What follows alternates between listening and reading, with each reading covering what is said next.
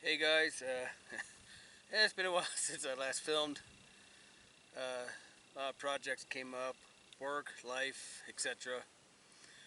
Uh, well, I was supposed to do one about you know, basically how I got into bushcraft, or show you how to do, get into like minimalism, uh, wilderness survival, bushcraft, etc. Uh, was going to do that. I was going to, have a nice, video of me doing kind of a maybe 4 day to a week-long survival trip in the Golden Trout Wilderness. Well, that sort of fell to the wayside. Uh, it was just one thing after another this whole year. I mean, originally, I was supposed to do a trek there during Memorial Day weekend.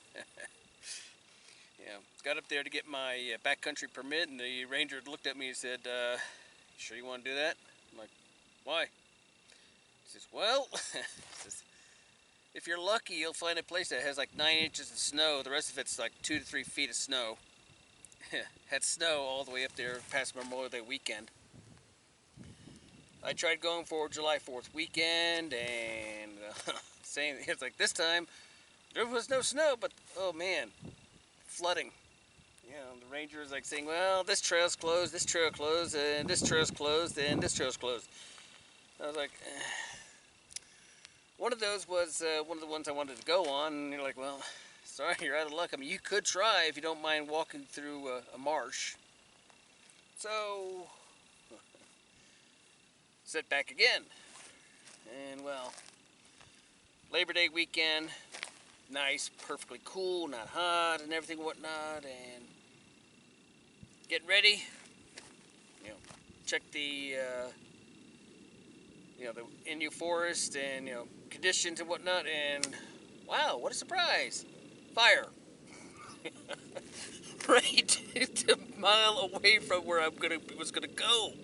It was fire. It was a well-behaved fire. It was just a lightning strike, but it was burning, the understory and debris, which is exactly what a fire should be doing.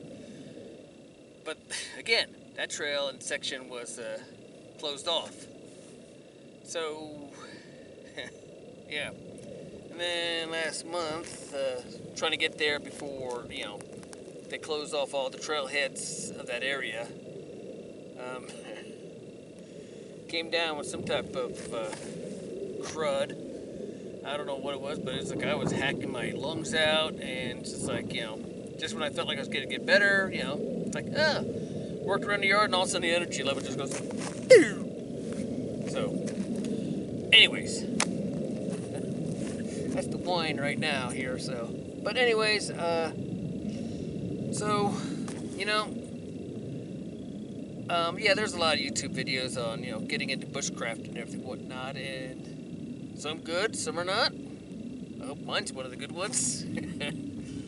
But I'm gonna do, sort of like a bushcraft minimalist wilderness survival gear-minded type of thing if you want to get into that. The one thing I put into priority over all gear is skills. Know your skills. Don't just, do this minimal thing, you know, and just, go out to the wilderness and expect to have a good time and have things easy, especially if you've not worked on your skills.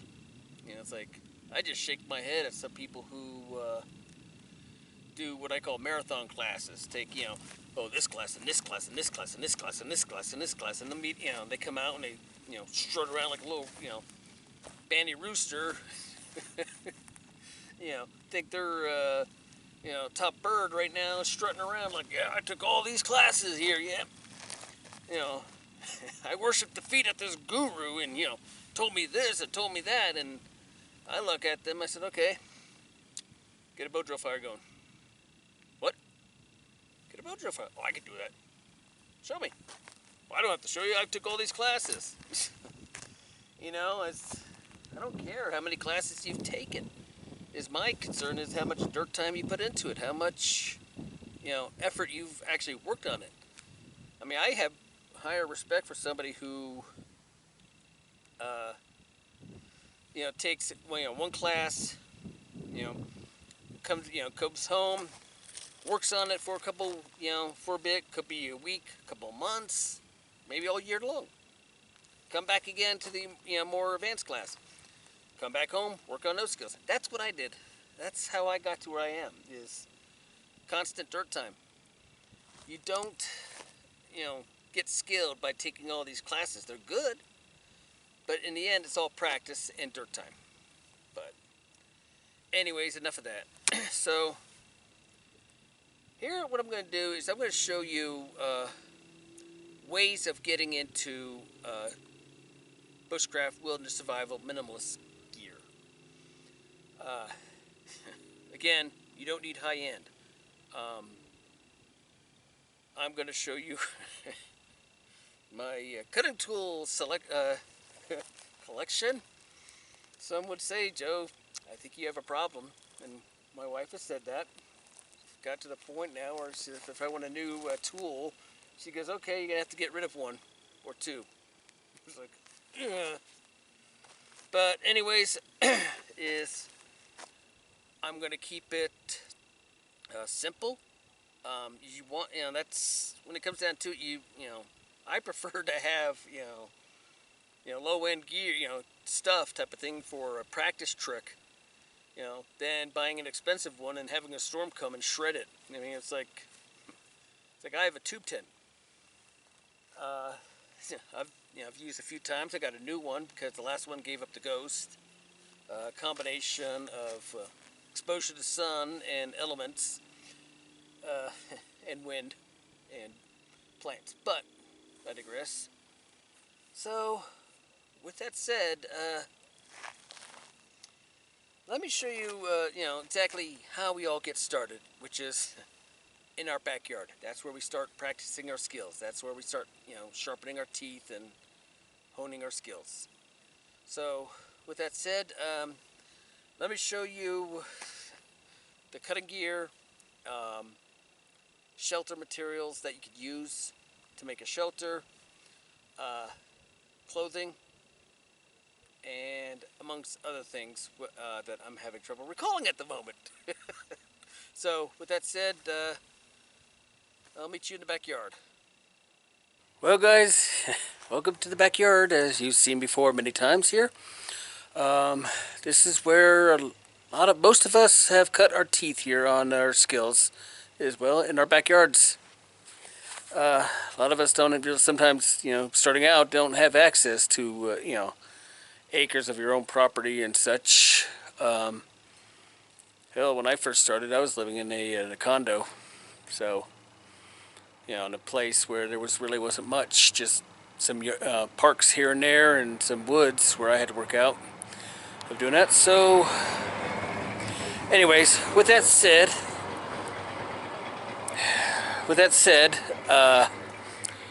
tools, cutting implements. So I didn't say knives, I said cutting implements.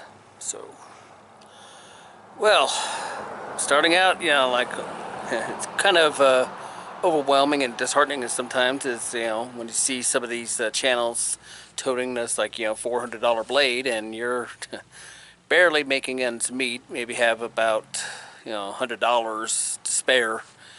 And, well, let me show you, my collection. I think I do have a problem here, but, but I'm going to start from, simple, easy to get to, get fairly cheap to, a little bit more into, well, I call it exotics or, other. So, here we go.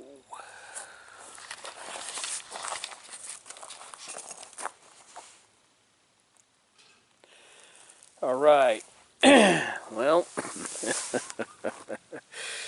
this is my collection here of cutting implements. One thing I did forget to put in here is a saw. I'll probably do that later. Probably might put that with the shelter. So anyways, Okay, here. If you just hold on here, let me get a little pointing thing here for you guys, right? Okay, I found my pointy thing. So, all right.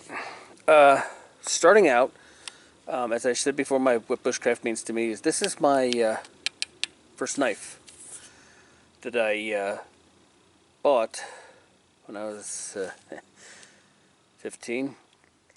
So, of course, that was back then when it was easier to do for us youngsters at the time. So, anyways, all right. I have 5 good starting out tools for beginning wilderness survival and bushcrafting. These will last you many, many, many years. Which is, here's a Morcanil. It's a very popular knife right now. But these, I got this in a raffle. It's another one. It's a Mora knife with a fire striker. This right here, let me see if I can get this out, is a Mora knife I've had for 20 years. Heavily used. That's the Mora #1. This one is the, well, better like a term, the Mora #2, which is a smaller knife. Great knives. I prefer the ones with the wooden handles compared to the ones with, the rubberized plastic handles. More so that they could last longer. Now, this could run you about $22. I've seen it. 15. Cheap, but durable. Durable's all out. But if you like to craft things like I like to do, this is one thing I did right here is I got a Mora blank and put my own handle on it. So, thinking about doing something like that again. Okay, moving on here, no particular order. This is a puku.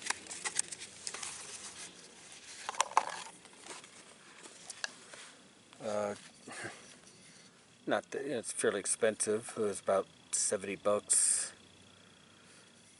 But again, this knife will probably last your lifetime and to your grandkids. So,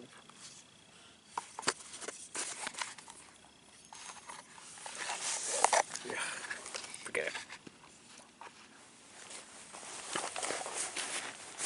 Yeah. So, here's another knife I got. Let's see, 25 years ago. I'm not sure if Buck makes this style knife anymore. I used it. It works. The reason why I got it was because of this kind of saw-like feature back here. I figured, maybe I could use that to, make my bow drill notch adequate, if that. Got this. It's a Christmas present. It's the Buck 110. This one right here. This, unfortunately, they don't make anymore. This was really toted by the late Ron Hood. Is the Victorinox Swiss Army knife rucksack model. The best next model is the Forster. It has a locking blade like this. What I like about it is it has this button feature where you can just easily close. The newer ones don't have this button feature but has kind of a slider here. I don't like that at all. Easy to slice yourself pretty good. So now, okay, these ones I got from Veruscala, the Pukus, the Sarma ones. They're good. They're real good. Fairly expensive, especially since they don't sell the sheaths with them anymore. You have to buy the sheath separately. But again, if you can afford it, get it. Get good gear. All right, moving on. Is as I said before, if you're crafty, but you want good quality blades, my advice is get a kit. This right here, I got from the Pathfinder school. This, you could buy the handles, just put them on yourself, what type of thing, and it's 30 bucks, 32 bucks for like the blade, and maybe another 15 for that. But, under 50 bucks, you get yourself a good high quality blade. But yeah, it got this with the kit with the curly maple handle. As with this one here, a walnut.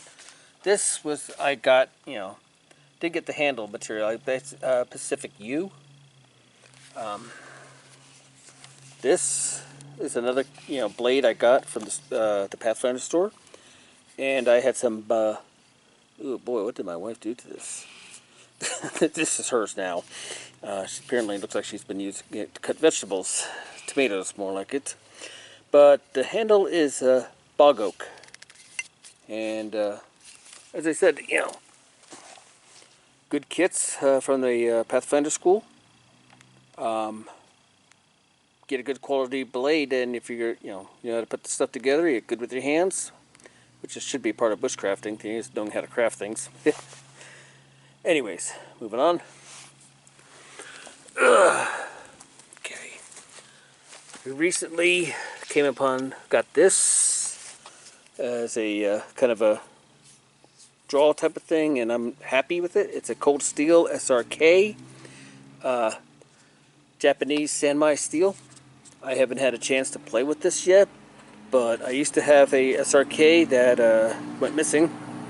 But I mean, I liked it. Good knives.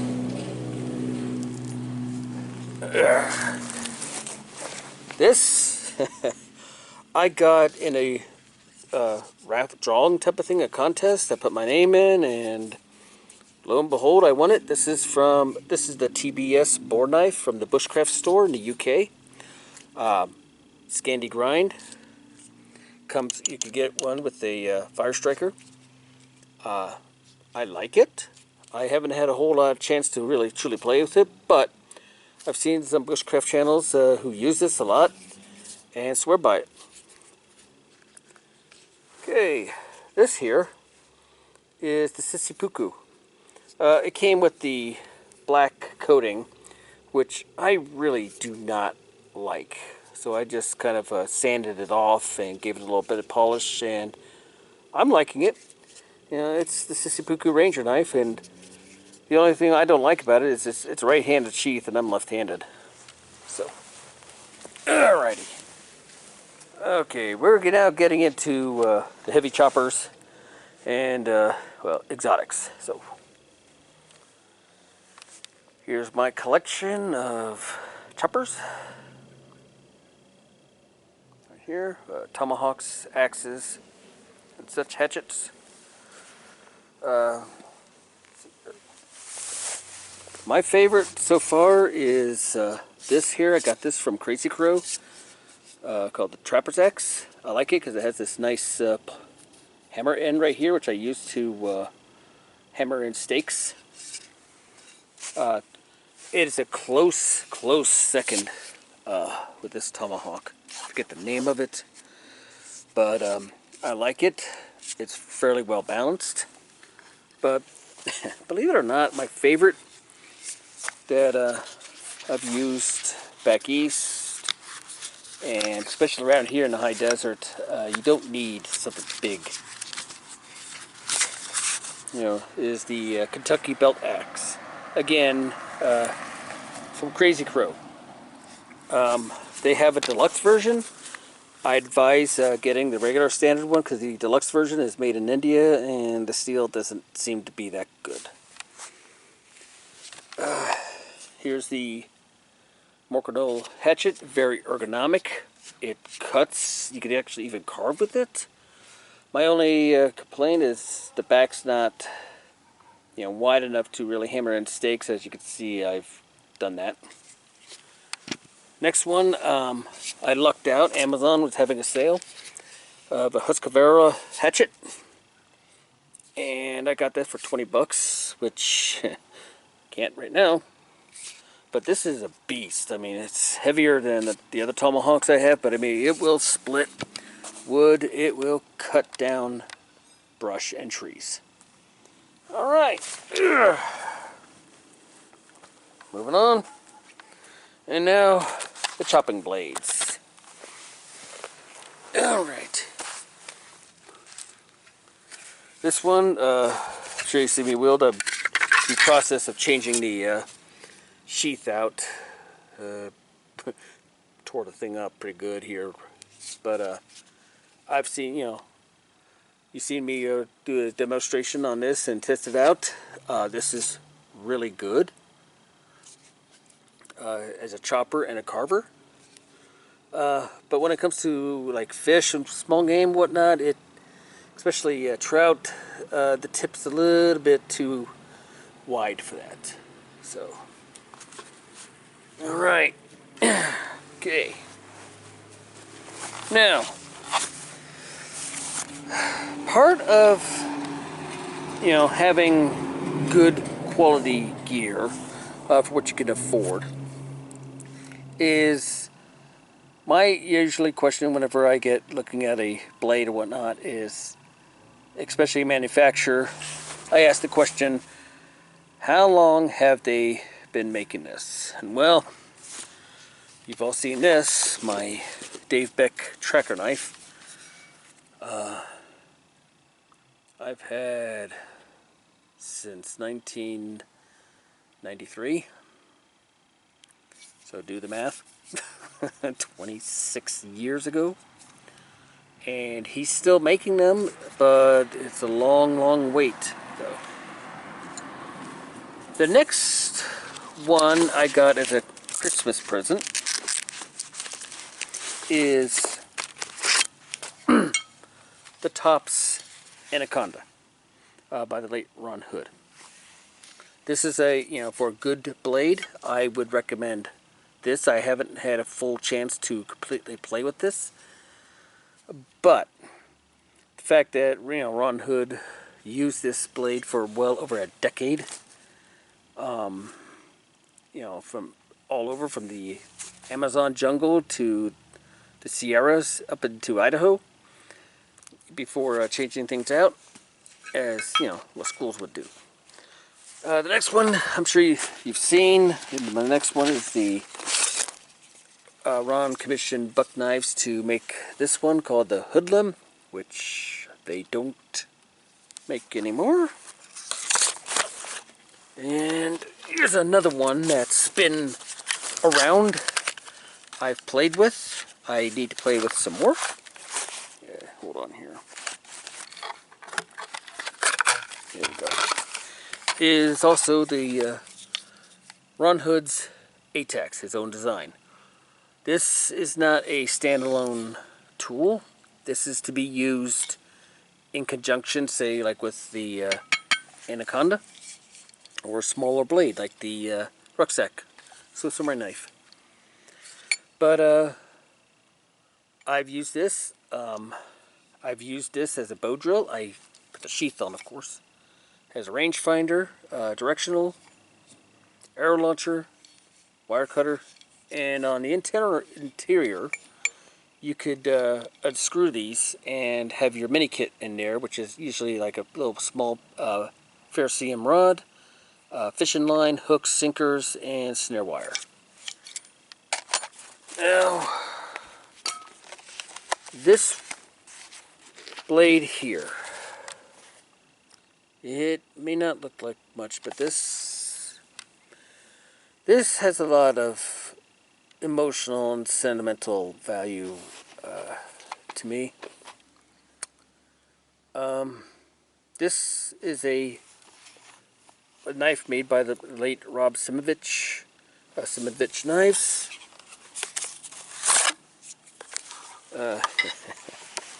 If you've seen volume 10 of the Woodsmaster, I'll post a link for that, which is what I'm in. He tells the story of how he finished this knife about 3 hours before heading out on this trip. And as you can see, this sheath was thrown right together here. But this is the Minimalist SRT trail knife. You see him using it in volume 10. This is one of a kind. And I'm really touched and honored to be able to have this in my possession, since this knife was on that trip I was in. So, yeah. And well, last but not least is the, miscellaneous oddity, etc., etc. These are the knives I've made. Let's see here. This is my first rendition attempt of making something of a tracker knife. Kind of a bush knife. A camp sax knife. No, this is rust. I patinaed it. I covered it with mustard and put it in vinegar. This here beast is my latest attempt at making the tracker knife, and as you can see, I've dramatically improved here. So moving on, here is my full-size sax in a way. It's a sharp little bugger. This here is my latest chopper that I put together. It's a stacked handled leather with bogwood right here, and the butt is ebony. The guard is hammered copper that I smelted. So here is a Sigdune that I made. I've been trying it out. I'm liking it. This dirty little knife here is one of my neck knives that I've made. I don't have a set size preference of knives. I mean, I'll go with large, I'll go with small, in between. This here is a complete rendition. This is one of my favorites here that I made, is my camp sax. Used it a lot, and it's one of those things I might take on one of my trips. And lastly here, this little bugger I call my nightmare because it's made with my special micarta, leather micarta handles. But I call it my nightmare because, well, a friend of mine gave some farming tool steel to me and chuckled evilly, said, "Have fun with it." Holy moly, that stuff was difficult taking heat, and when it finally did, even then it was a bugger to pain to hammer. So, anywho, and that's it. So, this is a selection of knives. So let me give a little bit more discussion on your cutting tools. Alright guys, well there you go. Gave you kind of an example of what to get started, my collection. When it comes to knives, big knife, small knife, experiment. What feels best in your hands. Some survival instructors prefer, the Mora. Some prefer, smaller blades.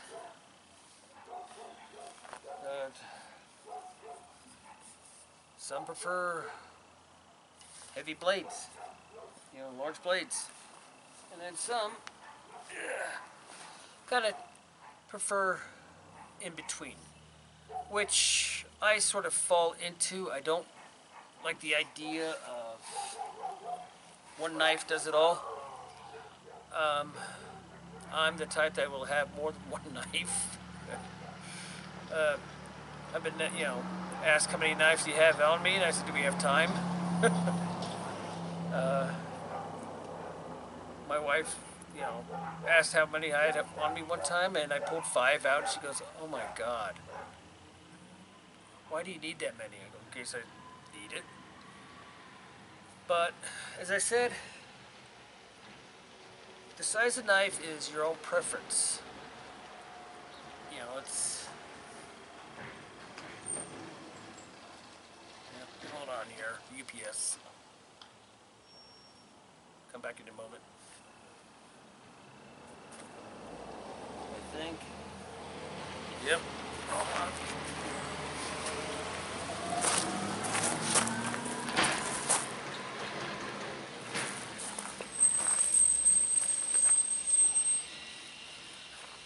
Oh, well, ain't that something? Pull in here and turn around without even so much as a goodbye. Oh well. So, where was I? So yeah, as I said, is experiment with the blades. Um, my advice is don't buy it until if you do need it, or you do want it, you can afford it. Borrow it. You see somebody has, the Sarma thing. Hey, let me try at it. You know, let me try your Mora. You know, try different knives out before you get completely set on, what is the best knife. I mean, yeah, there are a lot of people saying, this is the best knife. No, that is the best knife. It's all preference. It's all preference. And don't break the bank. I mean, if you can afford it, get it. If not, try to make do with, less than, I guess you could say. Don't go for the Pakistani or China knives. They're not good steel. They're not. Absolutely garbage. More chrome than steel. You can't get them to a nice carving edge. It just dulls so damn quick. So, there you have it, as I said. If you want a good knife, make one. Get a blade blank and put your own handle on it and make your own sheath. Very well personalized. It may look god awful ugly, but it's yours and it fits your hand perfectly, so therefore it doesn't matter. Alright guys, well that's it for the tools. Next I'm going to cover shelter, and that'll be fairly quick. So here we go.